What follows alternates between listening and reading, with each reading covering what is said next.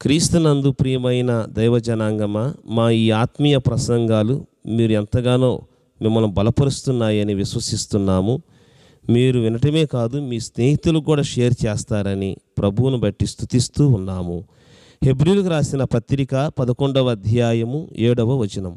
విశ్వాసమును బట్టి నోవాహు అది వరకు చూడని సంగతులను గూర్చి దేవుని చేత హెచ్చరింపబడి భయభక్తులు గలవాడై తన ఇంటివారి రక్షణ కొరకు ఒక ఓడను సిద్ధం చేసెను. అందువలన అతడు లోకము మీద నేరస్థాపన చేసి విశ్వాసమును బట్టి కలుగు నీతికి వారసుడాయెను.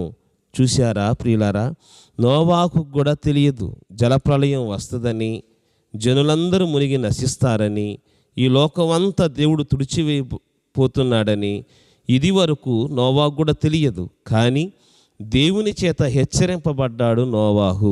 అప్పుడు ఉన్న కాలములో, అప్పుడు ఉన్న మనుషులలో నోవాహు దేవుని కృప పొందిన వాడయ్యాడు, దేవుని నీతి కలిగిన వాడయ్యాడు నోవాహు.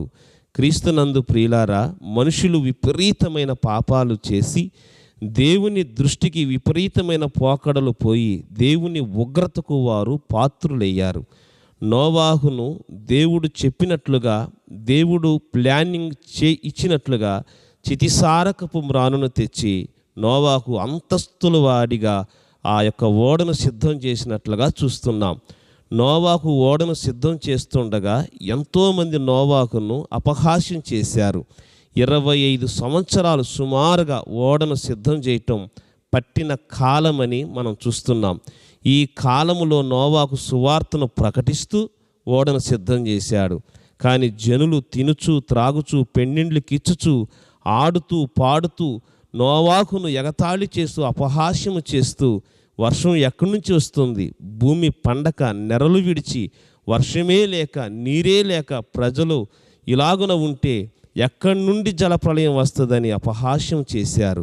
తమ కుమారులను కూడా అని ఉండవచ్చు, కానీ తమ కుమారులు, తమ యొక్క కోడండ్రులు, తన భార్య 8 మంది, నోవాహు ఈ కుటుంబం అంతా కూడా ఓడను సిద్ధం చేసే పనిలో చాలా దేవునికి భయభక్తులు కలిగిన క్రమంలో వారు ఉన్నట్లుగా మనం చూస్తూ ఉన్నాం.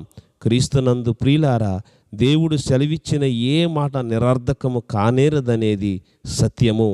ఇప్పుడు రక్షణ యేసుక్రీస్తు ప్రభుల వారు మనకు సిద్ధం చేశారు. ఆయన పరమును విడిచి ఈ లోకానికి వచ్చింది నిన్ను రక్షించడానికే. వాక్యము వలన భద్రము చేయబడిందంట అగ్నికి. ప్రియులారా, చూడండి ఒకసారి పేతురు రాసిన 2వ పత్రిక 3వ అధ్యాయము 6-7 వచనాలలో మనం చూస్తే, ఆ నీళ్ల వలన అప్పుడున్న లోకము నీటి వరదలో మునిగి నశించెను. అయితే ఇప్పుడు ఉన్న ఆకాశమును భూమియు భక్తిహీనుల తీర్పును నాశనమును జరుగు దినము వరకు అగ్ని కొరకు నిలవ చేయబడినవై అదే వాక్యము వలన భద్రము చేయబడుచున్నది. అప్పుడు ఉన్న లోకం, నోవాహు ఉన్న లోకము నీటి వరదలో మునిగి నశిస్తే, ఇప్పుడు ఉన్నటువంటి ఈ లోకములో ఈ జరుగుతున్న అతిక్రమాలు, పాపాలు, ఘోరాలు, నేరాలకు అగ్ని కొరకు భద్రం చేయబడుతుందంట. నీవు అగ్ని గంధకములలో కాలకుండా యేసుక్రీస్తు ఉన్న ఆ నిత్యరాజ్యములో నీవు ఉండాలని ప్రభువైన యేసు నీ కొరకు తన రక్తమంతా స్రవింపజేశాడు. నీకు రక్షణను ఉచితంగా ఇచ్చాడు. ఆ రోజులలో నోవాహు ఎంత ప్రకటించినా, ఎంత బ్రతిమలాడిన ప్రజలు వినలేదు. కానీ నోవాహును తన కుటుంబాన్ని లోపలకు పంపించాక దేవుడు డోరేసి ఆయన పరలోకానికి వెళ్ళిపోయాడు. ప్రియులారా, వర్షం స్టార్ట్ అయ్యింది. 3 రకాల తూములు విప్పాడు ఆయన. భయంకరమైన వర్షం క్లౌడ్ వచ్చేస్తూ ఉంది. అందరూ వచ్చి నోవాహు తలుపు తడుతున్నారు. నోవాహు ఆ తలుపు తీ అంటే, బాబు వేసింది తలుపు దేవుడయ్యా, నేను తీయటానికి అవకాశం లేదు ఇక. నిజమే ప్రియులారా, యెహోవా తలుపు వేసిన తర్వాత తలుపు తీయగలవాడెవడు, ఆయన తెరిచిన తలుపులు వేయగలవాడెవడని ప్రకటన గ్రంథంలో రాయబడింది. నిజమే. ఇప్పుడు అంతటా సిద్ధపడిన కన్యకలు పరలోకములోనికి అడుగు పెట్టగా అంతటా తలుపులు వేయబడెను. అనేకులు వచ్చి అంటారు, ప్రభువా నీ పేరట అద్భుతాలు చేయలేదా, ప్రభువా నీ నామమును మేము దెయ్యములు వెలగొట్టలేదా అని అంటే, మీరెవరో, మీరెక్కడి వారో నాకు తెలియదని అంటాడు. క్రీస్తునందు ప్రియులారా, సమయం ఉండగానే నీ పాపములను ఒప్పుకొని వాటిని విడిచిపెట్టి నీ జీవితాన్ని పరిశుద్ధపరచుకొని క్రీస్తు యేసు వారి పుణ్య నామమున నీవు నీ వస్త్రములను ఉదికి రక్షణలోనికి నీవు రాగలవని ప్రభు పేరట కోరుతూ ఉన్నాం. అట్టి కృప ప్రభు దయచేయునుగాక. ఆమేన్.